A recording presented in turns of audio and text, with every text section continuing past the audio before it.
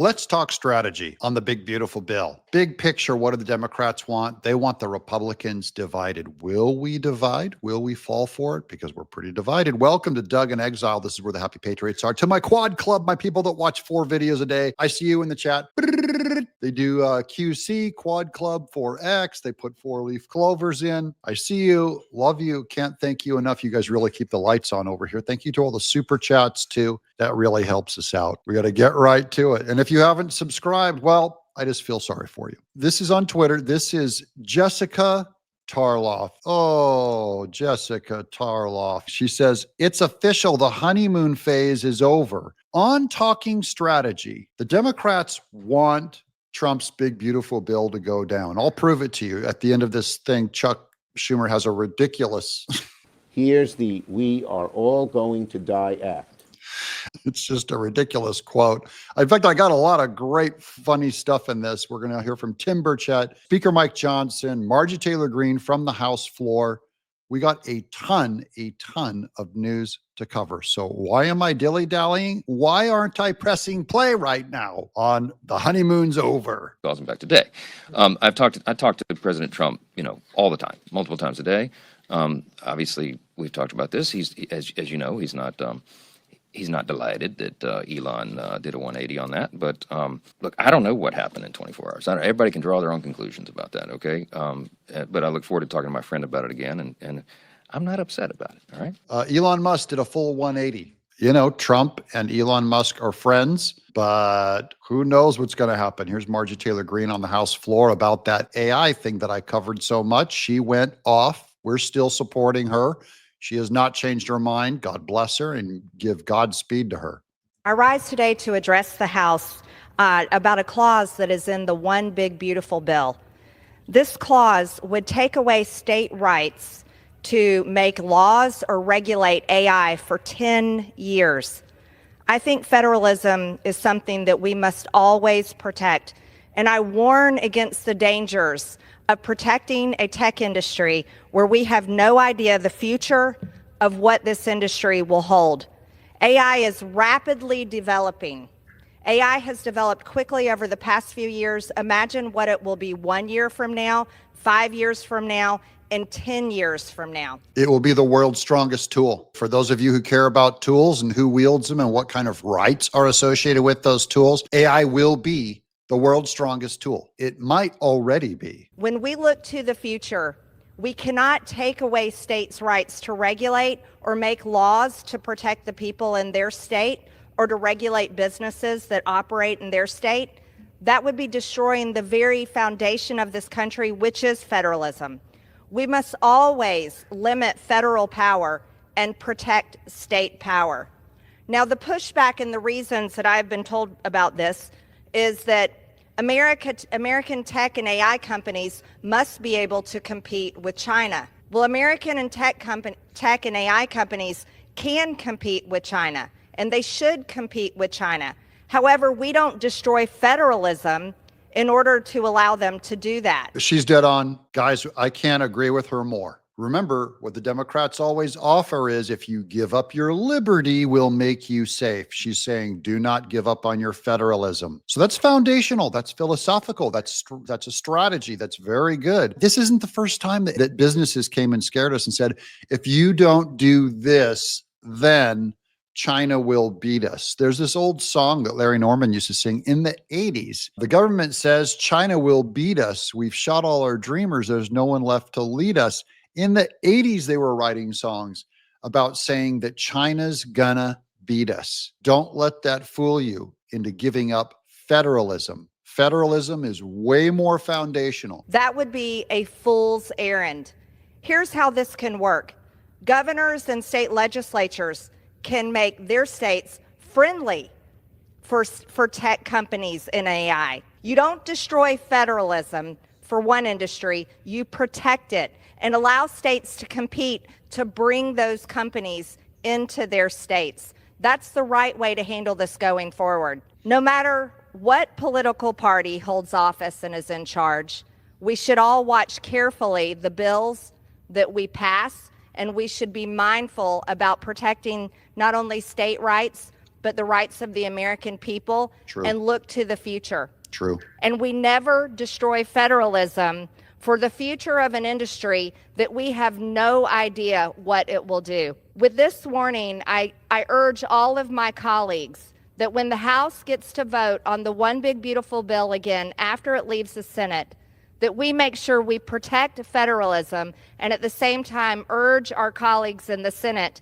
to pull this clause out of the One Big Beautiful Bill. This bill should be about tax policy, protecting Americans to not have to have a tax increase of over $4.7 trillion. It should be about America First Energy and Americans' border security, not about allowing AI to run rampant and destroying federalism in the process. I just wanted to have you hear it straight from the House floor. That's her. And she's saying now, the big beautiful bill is going to the Senate for markup, then it goes back to the House for final signing. When it goes to the Senate, she has said earlier, I don't know if it was yesterday or the day before, she said, if this protection for AI stays in that does not allow states to take them to court, she will not sign it. Between her and Rand Paul, that should be enough to can this thing. So this bill is in jeopardy. Now, because that AI language got smuggled in there, it should be in jeopardy. So let's do Stephen Miller's tweet first. This is Trump's guy. One of the bigger points of confusion on the big beautiful bill is spending versus tax cuts.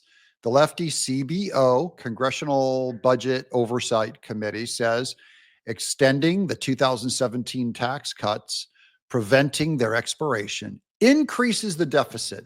Some critics have seen this figure and claimed or implied the bill increases spending. That's Doge. That we've heard Rand Paul say that. They've made that claim. Even according to CBO, the bill cuts spending over 1.6 trillion. So when libertarian example, that's Rand Paul, attacks the deficit impact of the bill, they are attacking the tax cut that they're going to leave in place. Of course, honesty accounted, extending current tax rates has zero deficit impact, which is why the bill, because of its spending cuts, reduces the deficit. Stephen Crowder's response in agreement. Miller is correct here. I'm no fan of raising the debt ceiling, and I'm always in favor of cutting spending. But there are certain realities you have to come to terms with. This is a reconciliation bill which deals with mandatory spending. Doge cuts would affect discretional spending, therefore could have never been included in the bill. That was my own opinion too. It might still be wrong, but I agree with Stephen Crowder. That's what I know so far, that literally they can't do what Elon Musk wants them to do by their own rules. Furthermore, on top of cementing Trump's tax cuts and funding desperately needed on immigration measures, the bill is a major cut to entitlements, 1.6 trillion. If you wait to introduce any of these measures in an appropriations bill, not a single one would get through because you'd need a 60 vote majority. And that's important. As soon as you start changing the numbers on them, you have to get like a super majority. You have to get much more. And we can't get 10 Democrats to vote on this thing. So it wouldn't pass. And you'd still end up with an increase in the debt ceiling. This bill provides a real opportunity at enshrining pro-growth policies so we can start reducing the debt to GDP ratio, which is the ultimate goal. And I love that breakdown by Stephen Crowder. Very wise. Here's Tim Burchett, because he just came out of a Pentagon meeting with Pete Hegseth, where they all found waste, fraud, and abuse. And Pete Hegseth said he would reduce $10 billion from the Pentagon budget. Hey everybody, Tim Burchett, just leaving oversight committee talking about fraud within our Pentagon, something I'm very passionate about, but I make the statement that the Pentagon's gonna, they got their lobbyist and they'll continue. A Pentagon lobbyist was in there dragging their feet on the cuts. Pete Hegseth, find out who that lobbyist is and give us his name. They'll continue to profit. And as my daddy used to say, he was quoting somebody else, old men make decisions, young men die. We'll never fix this problem because we don't have the guts to do it. Because y'all got to send some people up here with got some ethics and morals. That's very disheartening. I have a lot of respect for Tim Burchett, but he said, this is never going to get fixed. That's hard to hear. And then he said, we're talking about strategy. He said, you all got to send someone up here that has some passion for these cuts. That's implying the primary season. Like we're going to primary our own Republicans, the ones that don't have passion, which I don't know if that's a good strategy either. That's what David Hogg is doing over in the Democrat Party. Do you really want to divide your own party? I love the idea of primarying. If you have some MAGA guy that will smear Lindsey Graham or something, I'm all for it. Support him. But if it's close, if it's very close and you lose, I got nothing for you. You have one job, and that's to win. Thanks, brother.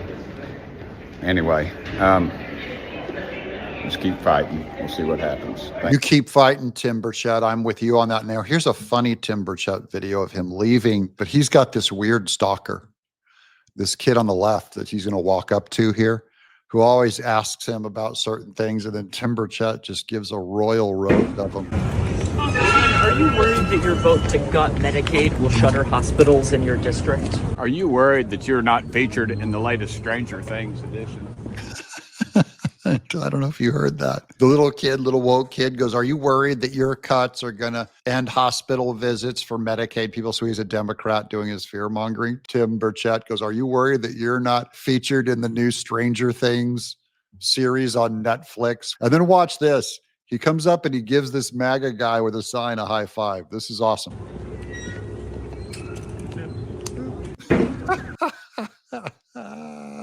God bless you. This is on renaming of the Harvey Milk. So another thing that this is a good strategy move right here too. Another thing that Pete Hegseth is working on is he has announced that it was leaked that they're going to rename the Harvey Milk, the U.S. Navy. It's like a big destroyer, a big ship, a U.S. Navy ship, the Harvey Milk, which was named after this gay advocates leader who was shot when he was gay. I know Sean Penn played him in the movie. The universe is healing because we're going to rename this ship after a hero instead of doing the LGBT activism thing. This is Polymath, a good guy who I think we're going to visit this month here in the state. The renaming of the USNS Harvey Milk is such a perfect example of smarter right wing that has learned how to set a narrative trap. The Navy leaks that they're going to rename the ship, leveraging the volume and scale of the media to spread wide this info. That's step one. Step two, the predictable outrage ensues. Nancy Pelosi calls it shameful, vindictive, erasure, which is not a thing she said about people tearing down statues of the founding fathers. The governor of Maryland says the name change is lying about history. That's where the trap is sprung. The Dems' outrage machine has given story legs and visibility. The right can leverage the visibility to sabotage Milk's legacy. They can talk about how a 33-year-old Harvey Milk was sleeping with teenage boys. Particularly, he had a 16-year-old boy. We're going to say, is that the Democrats' value? Is that what you consider a hero? How is that guy not canceled? Or can they talk about how Milk defended Jim Jones, cult leader Jim Jones, and helped keep a father from saving his 6-year-old son from the cult leader who would ultimately kill him? And Harvey Milk wrote a 1978 letter to Jimmy Carter defending Jim Jones and opposing custody efforts Timothy Stone made for his 6-year-old son, John. Milk praised Jim Jones and urged Carter. Anyways, that is some real darkness. Does that guy have his name? Is that what they mean by heroism? Leaving him on the ship, leaving his name on a ship? By using this ship rename as bait, they got Dems to make praising Harvey Milk a part of their national platform. And now Milk's bad behavior is fair game. Even if you hate the results of this strategy, you have to admit it's a good strategy.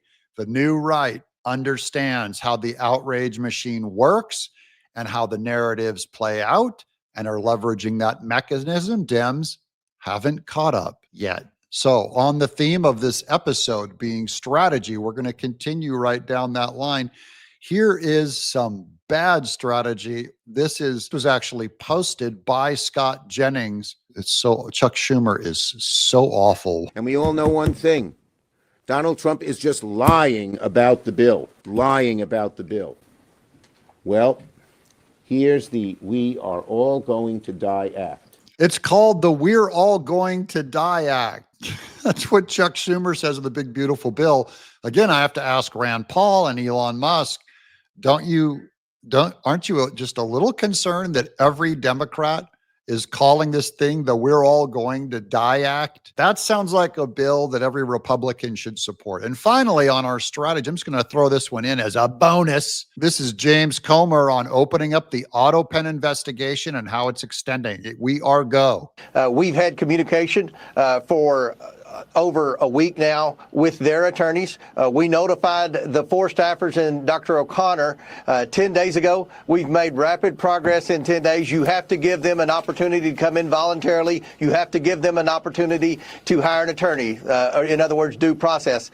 They've hired attorneys. Our staff attorneys have been communicating with their attorneys. I'm very pleased to announce tonight that I expect a date to be announced very soon where every staffer will be coming forward and answering questions voluntarily by our committee. If for some reason they backtrack in the next 24 hours, then they will receive a subpoena, and they know that. With Dr. O'Connor, we have a call tomorrow with his attorneys. I expect the same from Dr. O'Connor. So this investigation is moving at a rapid pace, Sean, and you know that there's been a ton of information that's come out in the last 7 days from eyewitness accounts, the tell-all books, the Tapper book, people like Buttigieg, interviews that have surfaced where Joe Biden didn't know about executive orders he just signed. So this investigation, I think, is going to move at a pace that we're very pleased to see for a congressional investigation. Will these people be under oath for these transcriptions? Yes, if they come in voluntarily, they will have to sit down for interviews. The way a congressional transcribed interview goes, the majority party, which of course is the Republicans, will have an hour to ask questions. Every member on the House Oversight Committee who wants to participate in that will participate in that, along with our attorneys, and the Democrats get an hour. We'll rotate back and forth until we ask all the questions. These are very substantive. If you lie to Congress, that's a felony. If they had come in with a subpoena, then that'll be a deposition, which is a little more formal. But either way, if they say something that's not true, that's a felony, and they will be referred criminally to Pam Bondi at the Department of Justice. They know that. That's why they've hired, it looks to me like pretty big time attorneys to come in. And now I can say tonight on your show, Sean, that we're moving on to the next batch of people that we've identified that would have some responsibility of the autopen. The amount of information that's coming in is very rapid. And with this investigation versus the last Biden influence peddling investigation, we haven't thus far faced a weaponized left-wing media, because I think the left-wing media knows that this was a cover-up. And I think there's a little bit of curiosity now as to who was actually running the country. Absolutely. We're starting with these staffers that we know were the ones who manually put the documents in the autopen and pressed the power button to sign Joe Biden's signature.